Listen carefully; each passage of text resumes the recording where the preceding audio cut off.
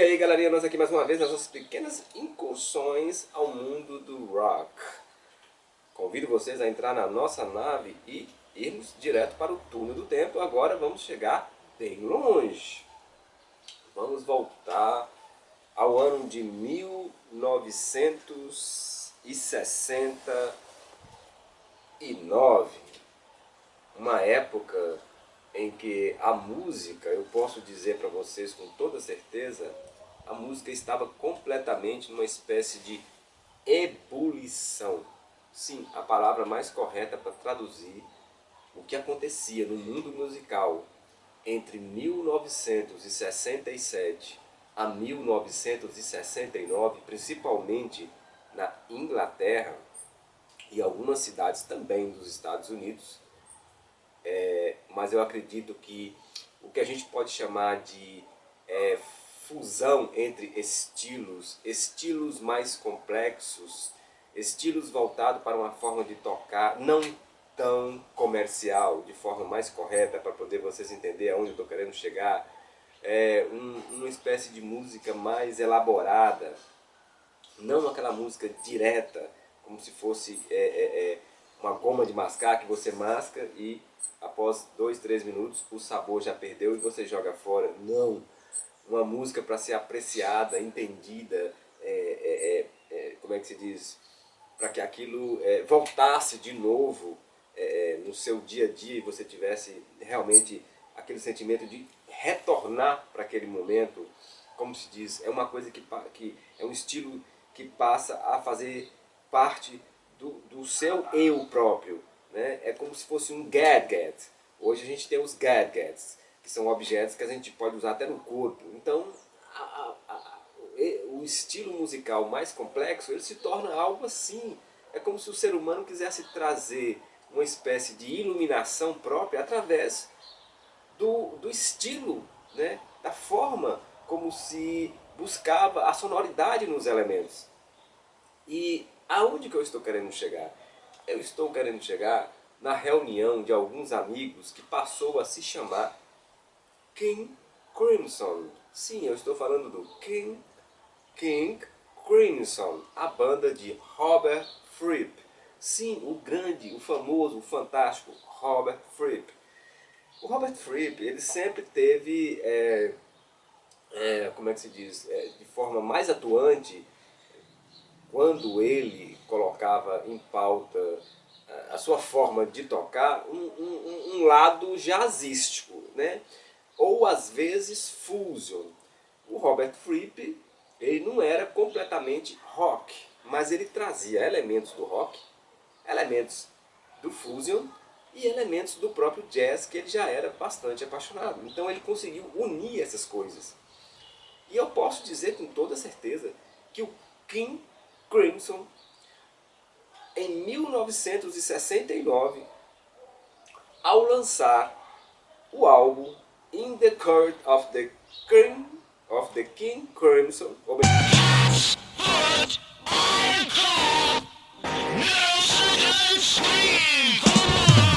melhor dizendo, na corte do rei Carmesim, a gente passou a ter em mãos, eu posso dizer, o primeiro álbum da história que realmente pode ser traduzido como rock progressivo. Muitos irão dizer, mas em 1967 saiu o The Lonely Hearts Club Band dos Beatles. Em 1967 saiu o The Days of Future Past do Mood Blues. Em 1967 saiu o The Piper of the Gates Down, do Pink Floyd. Em termos, eu posso concordar que essas bandas, o Beatles com o Lonely Hearts, o Mood Blues com o The Future Past Days, o Pink Floyd com o The Piper, eles, como é que se diz? Eles tentaram uma entrada. Eles tentaram uma entrada, como eu posso dizer, uma diferenciação. Mas o King Crimson, com o In the Court of the King Crimson, eles elaboraram um álbum completamente dentro do que pode se chamar rock progressivo. Essa é a diferenciação. Eu não estou tirando da história, né, dos álbuns conceituais esses três maravilhosos de 67.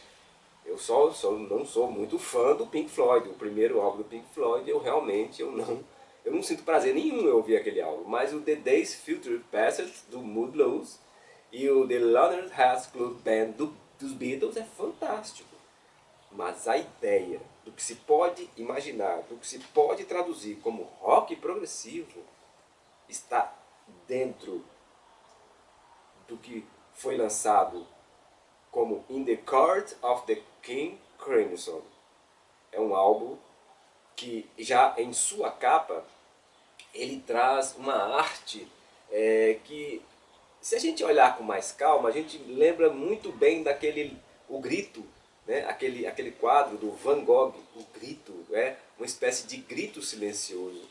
Não estou dizendo que é uma cópia, mas eu estou dizendo que leva para aquele quadro, correto? Não é cópia, mas nos faz lembrar daquele quadro. E aí vem uma coisa interessante. É como se aquele personagem da capa, ele tivesse uma loucura silenciosa, né? E quando ele é exposto na capa do álbum, é como se a loucura que ele tem, agora todos já sabem, ficou exposta, né? Porque na verdade o álbum trata exatamente da corte do rei Carmesim, né? Então a gente percebe que na primeira faixa, a 2021 The Schizoid Man, aquela carga de bateria, né, totalmente descontrolada, como se fosse uma marcha triunfal, né, isso, como se fossem as aberturas de um portão. Aquilo faz com que o audiófilo receba uma verdadeira pancada de nuances, de matizes, de coisas até então nunca imaginadas na música. Esse álbum, o In the Court of the King Crimson, é um álbum completamente conceitual e ao mesmo tempo que marcou uma época. Talvez, tudo bem, muitos de vocês não conhecem a banda, vão escutar e não vão gostar. Isso é normal. Mas que o álbum marcou uma época, mas que o álbum marcou o mundo do rock, isso é indiscutível. Por quê? Porque ali estão as bases que muitas bandas bebeu para criar o seu estilo de som, né? A gente sabe que existem muitas bandas ditas rock progressivo, mas que são mais experimentalistas. E o King Crimson, ele tinha um lado experimental bastante forte. E já nesse primeiro álbum, a gente sente esse experimentalismo. E outra coisa que fica fantástica, que fica sobrenatural nesse álbum da banda King Crimson, é a participação de Greg Lake, que depois viria a ser o vocal do trio também fantástico Emerson, Lake and Palmer. Greg Lake. A voz de Greg Lake é uma coisa assim que a gente precisa ter um vídeo especial só para falar da voz de Greg Lake.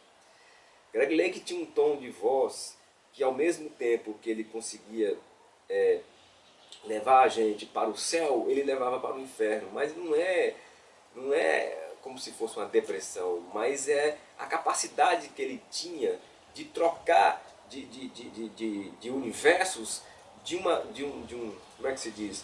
De um extremo a outro, sem distância, pode-se dizer. Então ele corria num universo escuro e voltava ao mesmo tempo para um universo claro, né? É uma dualidade fantástica a voz de Greg Lake. E a gente pode perceber isso em duas faixas, né? Principalmente na faixa Eptah, aonde ele mostra todas as mazelas humanas expostas, né? Ali naquela música você sente um total lamento, né? Que o vocalista coloca na letra, e você sente naquelas letras toda essa ideia humana que cai por terra, porque a megalomania humana sempre acaba que, no fundo, vence tudo aquilo que poderia ser dito como virtude e acaba se auto-absorvendo. Quer dizer, a pessoa passa a se sentir um deus. Então ele acha que as ideias próprias dele pode ser ditada para quem está em volta dele, né? A ideia é sempre essa, é exatamente as mazelas humanas. A pessoa querer se transformar num imã, que tudo só vem para ele, mas ele não doa nada, não é isso? O que pode acontecer? De tanto ele absorver, ele vai absorver coisas boas e coisas ruins, vindo a uma hora a não suportar aquela carga, né? Então a música Epitaph fala de uma coisa profundamente pessimista, sim, praticamente a destruição da raça humana pelo próprio ser humano, né? E existem outras pérolas nesse álbum, que é a Talk to the Wind, que é uma música que, tradução, é falar para o vento, né? É interessante, essa música ela parece ser muito simples, mas a forma como os instrumentos são ali tocados, até então, nunca foram tocados daquela forma. Isso que é interessante. São essas coisas que fazem esse álbum ser um álbum ultra, super fantástico, né? E outro detalhe que a gente tem que atentar é que na época existia uma corrida desenfreada pelas gravadoras, pelos próprios artistas, de criar novas nuances musicais, de criar novas bandas, de poder, às vezes não era nem de fazer sucesso, mas de trazer para o público, aquele público ávido por música diferenciada, algo novo, algo completamente que saísse do lugar comum, né? E as pessoas pagavam por isso, né? Tanto em shows como o próprio material, a bolacha em si, a gente chamava de bolacha, né? O disco de vinil. E a banda King Crimson, ela foi, no decorrer de toda a sua carreira, ela foi uma mestre em experimentalismo. Então, esse álbum, o In the Court of the King